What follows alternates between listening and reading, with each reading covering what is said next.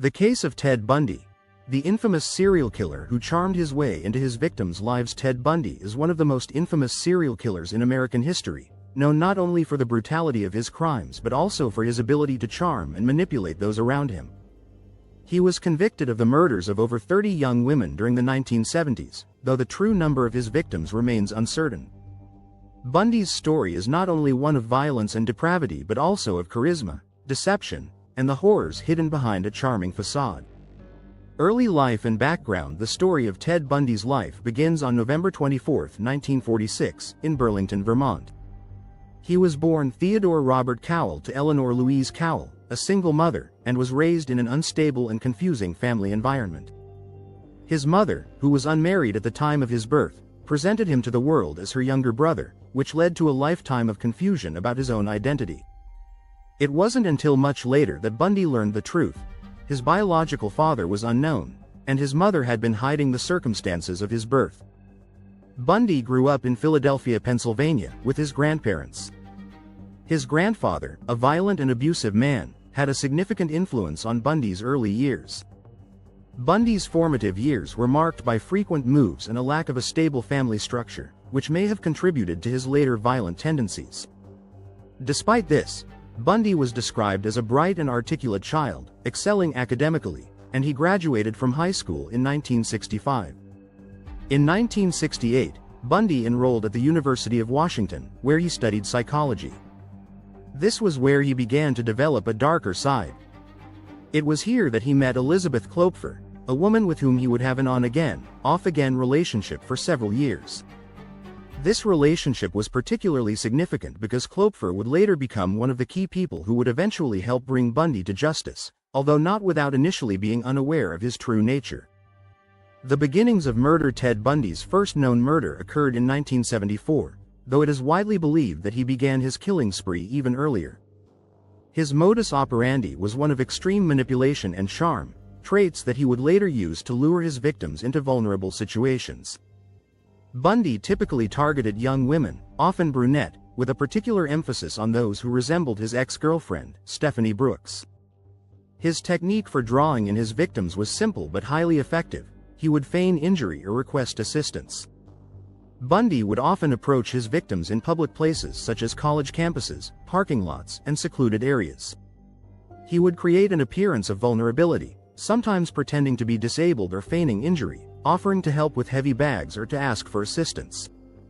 Once the victim was close enough, Bundy would strike, subduing them and taking them to a nearby location where he would commit the murder. The brutality of these killings often involved sexual assault, and in many cases, he would revisit the bodies later to engage in further violent acts. As Bundy's murder spree continued, his ability to manipulate those around him became more apparent. He was often seen as charming, well-spoken, and trustworthy, qualities that made it all the more difficult for his victims to suspect his true intentions. He used this charm to gain the trust of people who would have otherwise been cautious, such as his victims' friends and family members. The investigation and rise of the Ted Bundy legend. Despite his increasing body count, Bundy managed to avoid detection for several years. Law enforcement officials were slow to connect the dots between the various killings across several states, and Bundy's charm and intelligence allowed him to evade suspicion. He was known for being methodical and organized, often changing his appearance and location to avoid capture.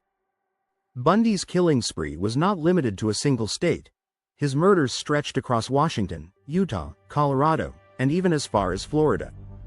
He was known for his ability to blend in and move quickly from one place to another, and he often targeted college campuses where young women were most vulnerable. The public was both terrified and fascinated by the seemingly random nature of the murders, and Bundy became the subject of intense media attention. As the killings mounted, police began to focus on Bundy as a potential suspect. He had been arrested multiple times for minor offenses, such as car theft and assault, but was never charged with the murders. His eventual capture in 1975 was a result of an officer pulling him over for a routine traffic stop. When Bundy's car was searched, authorities found items that linked him to the crimes, including stolen items from his victims. Despite this, Bundy continued to evade justice for a time, using his charm and intelligence to convince those around him that he was innocent. He was able to manipulate both the legal system and those who worked with him to create an illusion of normalcy. Bundy even represented himself in court, further reinforcing the image of a charismatic and intelligent man. The conviction and trial. Bundy's trial began in 1979, and it quickly became a media circus. His ability to manipulate those around him was on full display in the courtroom, as he repeatedly interrupted witnesses, attempted to shift blame, and presented himself as a victim of a flawed system. Despite his best efforts, the evidence against him was overwhelming. Bundy was ultimately convicted of the murders of 2 young women in Florida, as well as the murders of several women in other states. The case against Bundy was based on a variety of evidence, including eyewitness testimony, forensic evidence, and the discovery of items linked to the victims in Bundy's car. Bundy's conviction in 1979 led to his death sentence in Florida. The trial was a pivotal moment in the criminal justice system, and it highlighted the dangers of relying solely on charm and manipulation when assessing a person's character. Despite his conviction, Bundy continued to profess his innocence, even as he was led to death row. His charm and charisma remained intact, and he often engaged in interviews with the media, offering explanations for his actions that were often contradictory and delusional. In 1989, Bundy was executed in the electric chair at Florida State Prison, ending one of the most notorious serial killer cases in American history. The legacy of Ted Bundy. Ted Bundy's legacy is one of terror, deception, and manipulation. He remains one of the most infamous serial killers in history, not only because of the brutality of his crimes but also because of the way he deceived those around him.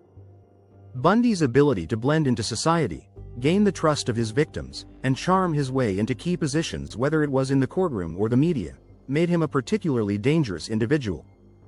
Bundy's case raised important questions about the nature of evil and the way that society views individuals who appear outwardly normal. His charm and intelligence made it difficult for people to recognize him as a threat, and his ability to manipulate the legal system and the public played a significant role in his ability to evade justice for so long. The case of Ted Bundy has been the subject of numerous books, documentaries, and films, all attempting to understand what led a seemingly normal man to commit such horrific crimes. It also serves as a cautionary tale about the dangers of trusting someone who presents a facade of normalcy. Bundy's case remains a chilling reminder of the evil that can hide behind a charming smile. Though Bundy is no longer alive, his crimes continue to captivate and horrify the public, and the story of his life remains an important part of the conversation about criminal psychology and the nature of evil. His ability to charm, manipulate, and deceive is a key part of the myth that surrounds him, and it will likely be remembered as a central feature of his legacy. What do you think of our video? Let me know in the comment section below. If you enjoyed this video, make sure to hit that like button. Also subscribe to our channel before you go. Thank you for watching.